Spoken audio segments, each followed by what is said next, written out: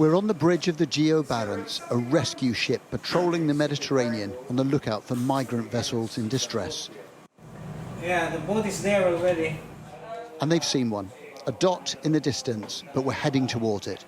Be prepared and let's start. Get ready for rescue. Let's get ready for rescue. We're joining the rescue crews as they prepare to launch. There is an air of nervous tension. So we're kitted up, we are just getting ready to go on the ribs as we approach this fishing boat, which is reported to have hundreds of people on it and is in distress. The Italian Coast Guard are there. They've asked the Geo Barents to carry out the rescue. In the water, we speed away using 2 rescue boats. They're known as ribs. Approach the fishing vessel on the 2 opposite sides. Yes, exactly what you're doing. Split yourself on 2 opposite sides before approaching. The nearer we get, the more people we can see. But it's only when we get right next to the boat that you can work out how every inch of space has been taken.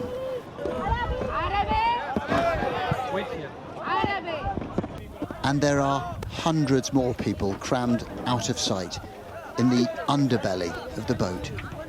The challenge is to get them all off to safety. So we've been distributing life jackets to all the people on board this boat, and now the first person is coming on board. It's not a gentle process. There's no time for introductions or niceties. This is about saving lives. Many on board are dehydrated, ill and injured. And among them, babies and young children. 2 ribs alternate journeys back to the Geo Barents with 30 or 40 passengers each time. This old fishing boat set off from the Libyan port of Tobruk. It could probably have carried 30 or 40 people in safety. Instead, there were 606 people who were on board, and they were all brought off alive. Getting people off the rescue boats and onto the Geo Barents is hard work. The boats have to be manoeuvred precisely, and then the passengers transferred, sometimes with particular care. When they arrive, they're all given food, water and new clothes.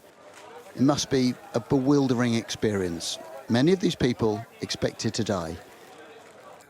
We meet Hamdi and Assad. They paint a desperate picture. Little food, no water, and suddenly abandoned by their own captain. Because the engines got broken, and then he left. He decided to leave us. We didn't know about that, so we're in the middle of the sea. We don't know where is north, east, south. We're just lost. All we could see is sky and the sea. Nothing surrounding us, nothing. Assad says rescue means a chance to support the people he's left behind. I must fight and do my best to help my family. That's why make me fight and sacrifice to reach the hotel. The Geo Barents is run by the charity Médecins Sans Frontières. This, the biggest rescue the ship's ever carried out.